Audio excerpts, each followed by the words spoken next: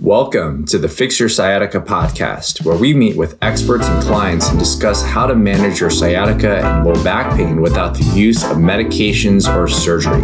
I'm your host, Dr. Ashley Mack, and I'm a physical therapist as well as the founder of ifixyoursciatica.com, a go-to resource for pain management. With the amazing world of Amazon and online shopping and just general human innovation, there have been countless products that are being rolled out to help people like you experiencing pain. And the majority of these products do have a well-intention, they want to help. But I think also another thing is we have to kind of understand, and to get the most amount of benefit from these devices, as to just try to understand the mechanisms and how they work or why they work. And so today we're going to talk a little bit more about what is called an electrical modality, where in some cases, if you see it on Amazon or websites, you'll probably see like muscular TENS units, NMES. There's a lot of different electrical type of modalities, things that would apply a little gentle current to stimulate something, which in some cases could help with pain, but not necessarily. So today I have Dan Dixon of NuX, and he is going to tell us a little bit more about what his company does and the type of electrical modalities that are out there. Dan, how you doing today? Doing well. Thanks for having me, Ashley. Great to be here. I'm pumped for you to be here. And so in this world of electrical modalities, I know that there's been this huge evolution, especially on the physical therapy world, in regards to the use cases and the effectiveness. My impression, especially when we first met, was the fact that electrical devices weren't necessarily the most beneficial. You go into a typical physical therapy clinic, or even just like a healthcare clinic, and they do heat, they do do a little massage, and they strap these electrical pads to you. And then you just feel some like pins and needles, and it might feel good at the beginning and might feel good once you remove it. And then there might be some temporary pain relief. But what I've learned and what I've seen is it hasn't really necessarily addressed such an issue, but there's a huge breadth of electrical devices. So would you be able to share with us the world of electrical devices and what the types are out there, and tell us a little bit more about what you have going on in your company? Sure. Yeah. As you mentioned, there are a lot of different electrical stimulus modalities. It's a really kind of big product category. There's TENS, interferential, Russian, galvanic, and kind of more broadly, this category called neuromuscular electrical stimulation. Kind of what most people are familiar with, I would say, is and you see kind of most commonly, and whether it's in Walgreens or online, is probably the TENS units. The TENS units, are primarily working on blocking the pain signal. And then there's also kind of the neuromuscular electrical stimulation category, which can include Russian and some of these other products we talked about, like we were speaking about Mark Pro earlier, I think would go into that category. Our technology, we refer to it broadly as interactive neuromuscular stimulation. The name of the company that I helped start is a company called NuX Technologies, and we focus particularly on this interactive neuromuscular stimulation.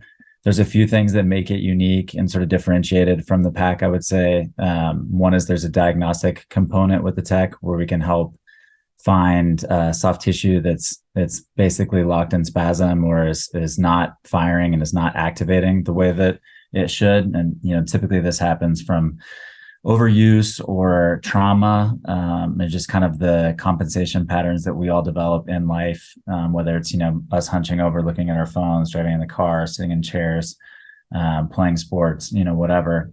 This is a unique tool, and that we can actually find out and search the body where that soft tissue might not be firing, which could be related to some sort of degenerative issue that you're feeling. Secondly, another thing that makes this unique is it's two waveforms summed together. One is pulse direct current, which isn't really, direct current is not really commonly found in electrical stimulation. And it has a completely different physiological response in the tissues. And the other is it's also combined with alternating current, like a TENS unit, which helps sort of quiet the nervous system and block any type of pain that you would potentially feel from such a strong electrical stimulation that's in our direct current.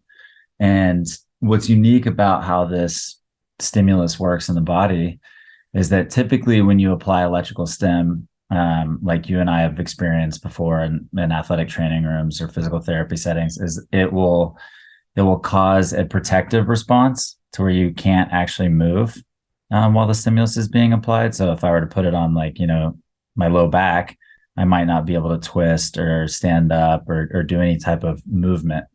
And so with this type of stimulus, you're able to move and you're able to do therapeutic exercise while the stimulus is applied. So I think that's one of the things that really makes it unique and hopefully leads to better outcomes for people that are using the tech.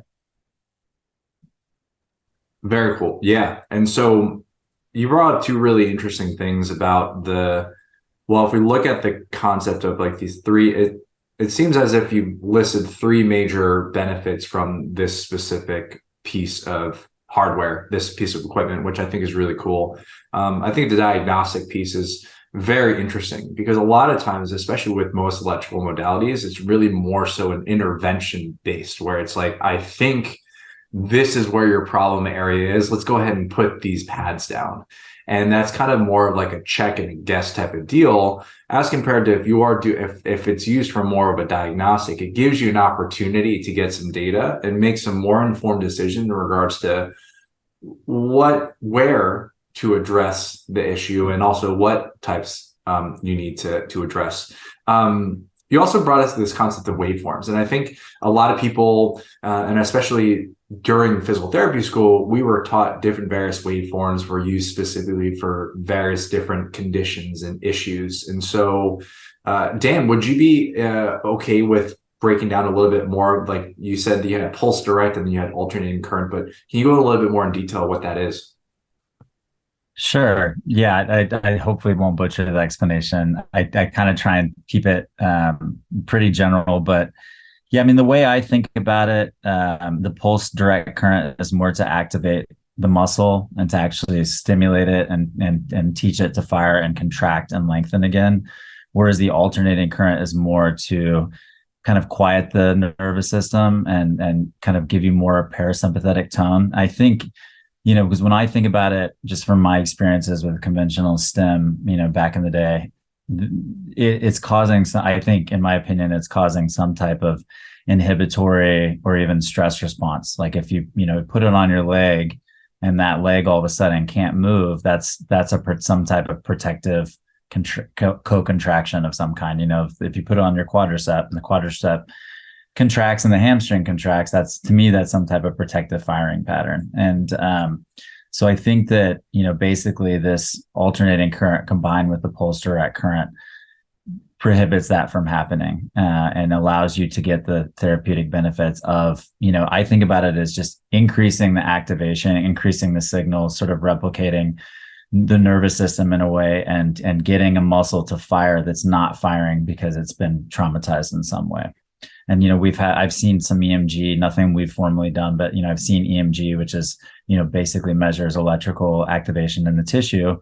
And it's pretty profound what this type of stimulus does. So you're just getting muscles that are not firing and getting them to turn on. And that's through this unique combination of the two waveforms. We are going to take a quick break to tell you about our awesome new program called the Sciatica Protocol. If you don't have the time to see a professional, but are tired of trying to figure out this recovery on your own, then the Sciatica Protocol is for you. Harness the power of a knowledgeable physical therapist through your phone. It takes no more than 7 minutes per day, and it is designed to help you recover as quickly as possible. It is simple to start, and all you need to do is log into ifixyoursciatica.com/the-sciatica-protocol and fill out the 9-question quiz to begin. The link for the program is in today's show notes. It's a really cool machine, and we'll take a little bit more of an in-depth look and discussion about the machine itself. But listeners, he was talking about this concept of either overactive, contracted muscles or super relaxed muscles. And muscle tissues pretty much have two major functions. They either contract, which means that there is going to be movement of the muscle tissue or lack of movement in some cases, depending on the type of contraction.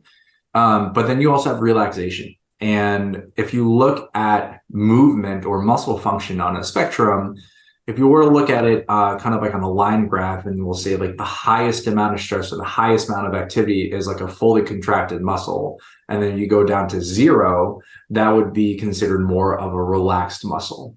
And in my experience working with clients, one of the things I found, especially when people who are experiencing issues like sciatica, they're either dealing with well, oftentimes, as you listeners have heard, that sciatica is just an irritation of the nerve, the sciatic nerve itself, or the nerve roots that are exiting the spine, resulting in irritation of the sciatic nerve itself. But then also, we look into, well, what are the causes? What are the reactions to this irritated nerve? And that could either be muscles that are not activated to begin with. And it could also be muscles that are super tense, extremely tightly bound because you're trying to protect a joint due to overuse or instability. So it seems as if we're looking at a tool like this tool doesn't necessarily address the sciatic nerve, but as you said, it really more so addresses the muscle function. And so you have the opportunity to be able to use a tool like this that could either relax a muscle that is extremely contracted, or to be able to bring that muscle to wake up that is completely relaxed. In a way, I like to call that homeostasis, kind of like that neutrality. It's just like a normal functioning muscle. Does that sound about right, Dan? Yeah, that sounds definitely on the nose with how we kind of think about it and describe it. And there's a variable frequency in our tech that goes from 50 to 250 hertz. And so we think about the 250 hertz, which is higher frequency, more contractions per second, as being more of kind of a relaxing or lengthening contraction. And then on the lower frequency would be more of, kind of the strengthening or activation that we're talking about. So you can kind of play with the frequency depending on, what's going on. And really, everything is so interrelated. We're just trying to figure out the body, how to get it to communicate and talk to, the opposing muscle groups and get everything to kind of work more synergistically and more, I guess, harmoniously, if you will. And, it's just a tool that can help us do that. It's a really great tool. I had the opportunity to meet Dan earlier this year and get to experience it. When before this interview, we were kind of talking about what were some like really great use cases for something like this, and you brought up the term indications. And so, what are the most common indications or uses that people would implement this technology? So yeah, just on the interactive neuromuscular stimulation, the technology. I mean, we see people that are using our tech use it for a number of different reasons. They could use it to recover from injuries, whether it's low back pain or hamstring pull or neck tightness or stiffness. We see people use it to recover from hard workouts. If somebody's sore, there's a recovery effect that you get from this stimulus just by adjusting the intensity of it and not using it necessarily to rehabilitate something, but just to recover a tight muscle or an overused muscle. You can do that. And then we also have a number of personal trainers that use the tech in workouts, which is interesting and is fun to see. So it's really broad in terms of the use cases, and just kind of depends on context and what you're trying to accomplish. But, we see it be pretty effective for, all kinds of different things. But, this particular first generation tech that we're talking about, the indications primarily are for muscle conditioning. So that's, more or less strengthening muscles and getting them, more conditioned, better recovering faster, able to kind of work harder, just kind of the same effects you would get from, I guess, conventional strength and conditioning, but in a more targeted fashion with this tech. Very cool. I love the indications and the use of it. I also really appreciate you saying that it's really more so used for muscular conditioning. I think one of the challenges that a lot of these other electrical devices say is that they're like, we're going to fix X, Y, and Z. And so to be able to be very clear in regards to what you and the company do, especially for this first generation technology. And so how does that translate on over into like injury prevention or recovering from an injury? And I think you brought up one really interesting point in regards to this machine will actually help recover from hard workouts. And I think what a lot of people think is, sorry, that was redundant, but I believe that a lot of people think that hard workouts hard workouts have to be in the gym itself. You have to push to the point where you are vomiting and getting really hard. But the reality is that a hard workout is anything that is outside of your normal day-to-day function. And the reality is, whether it be exercise or working out, it is what you do on a daily basis, but in more of a vacuum, also performed at a higher intensity. And so, say, for example, if you're running really, really fast for a long period of time, in a way, running is just very fast and longer distance walking. And the reality is that when people talk about recovering from workouts, it's the ability to recuperate your energy stores and make it so that you do not reach peak fatigue levels. Because if you reach peak fatigue levels, the injuries will actually occur when you're tired, not because like you're just going to fall apart. But I believe that there's two reasons as to why injuries do happen when we get exhausted. Number one is going to be failure of our tissues in regards to our muscles, our bones, our joints cannot handle the load, the intensity, the amount of repetitions that we're doing. So we are truly doing way too much. But what's really amazing with that when it comes to failure of tissues is the fact that the human body is amazing. We were built to move. We were built to endure so much punishment in our bodies, which is why you see, for example, say some people in the military, they're pushing themselves to the limit and they're able to, in a way, still function. But what I often also see is this concept of failure of position. Failure of positioning results in the fact that people lose their form. So if you ever go on YouTube and search like lifting with poor form, it's really painful. But the reality is that if you lift in poor form for the first 1 to 2 repetitions, it's not going to hurt that bad. It's going to feel awkward. But what ends up happening is that when you are out of position, you are not operating in the most efficient level. So what ends up happening, you put a lot of undue stress on your tissues, and that's where we can actually lead to tissue failure and possibly to injury. And so to hear that concept of being able to recover from these workouts, I love, because it expands across. This could actually even be, and this is just something that came to my head, it's actually a great way to, once you are feeling pretty good, to keep you in kind of tip-top shape without any sort of additional work, so you can prevent the onset of future injuries. Yeah, so that was kind of one thing that came to mind, but has anyone ever brought that up to you? Yeah, no, absolutely. I think that's, in my opinion, pretty close to perfect explanation of, Cool. why injuries occur. And like you said, muscles start to fatigue. They can't do their job.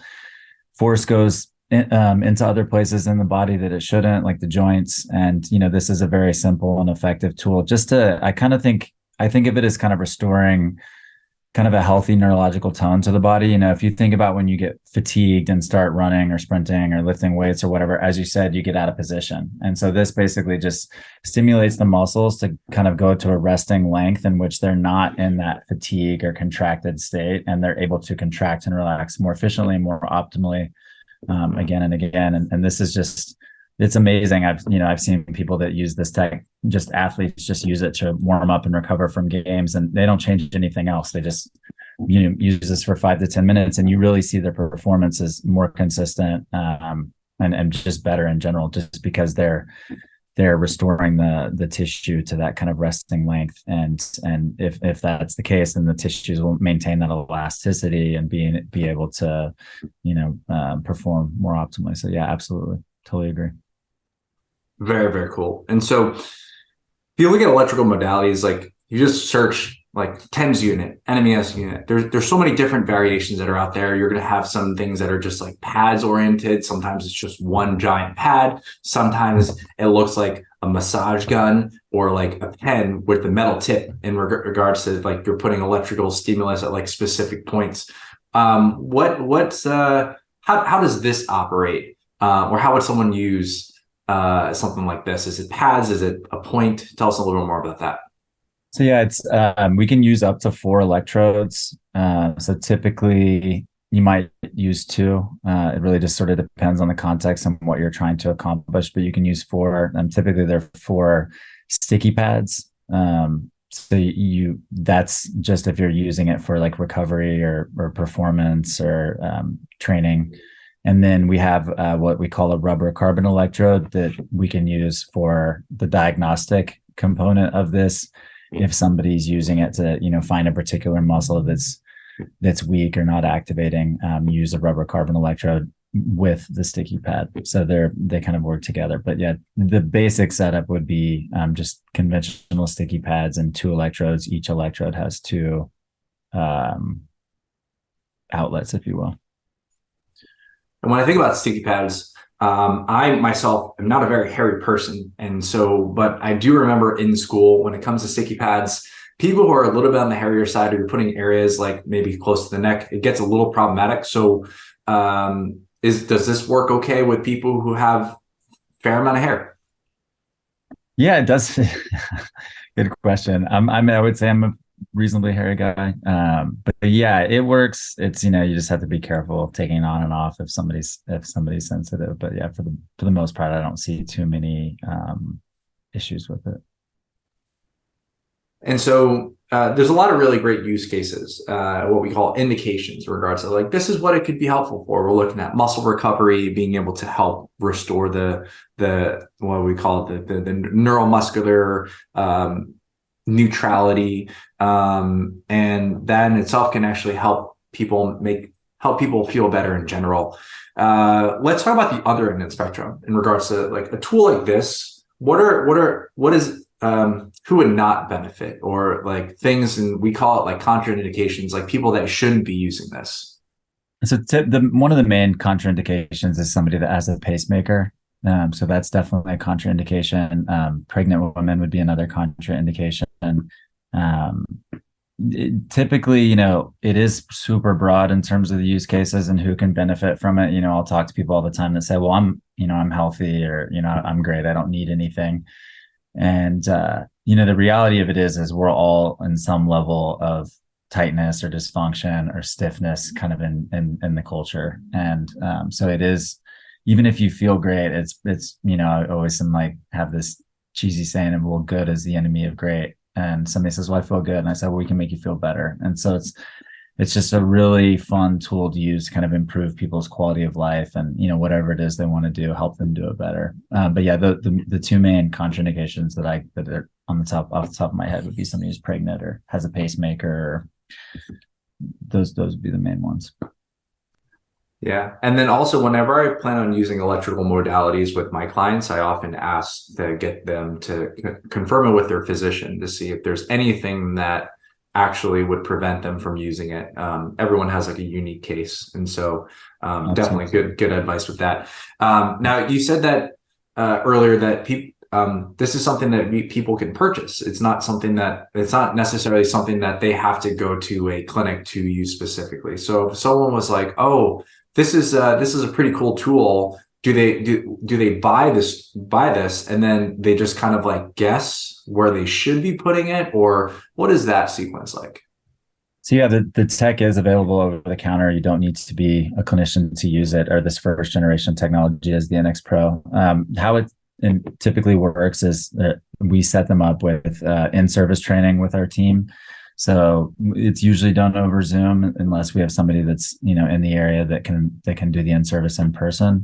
But most of the time it's done over Zoom, and we do 3 1-hour in-service training sessions. So yeah, last thing we want to do is get this technology in your hands and have you not educated and capable of using it. So we take a lot of pride in making sure that the education process is extensive. And then we also have a continuing education that's available to our members, to the people that are using this technology. We're always trying to continue innovating and developing and making sure everyone's feeling supported in how they're using it. But yeah, primarily the main education is those 3 1-hour Zoom and service calls. I love that. I can't tell you how many products I've purchased where the user manual is so limited, and the user manual is just saying like, this is how you don't break this tool. But I didn't really get necessarily the most information in regards to how to bestly use. And I'm sure that's where a lot of people are experiencing stuff too. It's like they buy these devices and they're thinking, how do I implement this? And they just see what's out there via social media and don't necessarily get the full power of it. And so I love the fact that you have that in service and that education opportunity, because this is a tool, and whether it's electrical modalities, whether it be foam rolling, whatever tool that you end up using, there's a time and place for all of it. And so it is important to be able to understand what are the conditions as to why this tool is going to help you, and also being able to implement it correctly. And so in regards to the amazing education that you're providing and the onboarding, how would someone get in contact either with you or the company? How can someone get their hands on a device like this? Sure. So probably the best way to reach us is through our website, Neux Technologies, NEUX Technologies.com. And then also you can always reach out to me directly via Instagram. It's probably a simple way to do it. My Instagram handle is _thebodyelectric_. But yeah, you can reach us directly on our website. The phone number's on there, and there's also email you can contact us through, or also through our corporate Instagram, which is just at Neux Tech. Love it. And so, Dan, thank you so much for your time. We had the opportunity to take a deep dive and discuss a little bit more about electrical modalities and how they can be used, and talk more, a little bit more about the cool technology that I had the pleasure of experiencing. And so, listeners, if you haven't gotten a chance to write down Dan's information, I'm actually putting all those links in the show notes, and that way you can get in touch if you're ready to rock. So Dan, thank you again so much for your time. It was good seeing you. Much appreciate it. This is great. Thank you. Thank you so much for tuning in. We hope you got some help from today's podcast. And for more info, check us out at ifixyoursciatica.com. Have a fantastic and pain-free day. No patient-therapist relationship is formed by listening to this podcast. We are not providing medical advice, and all information should be confirmed by a medical provider.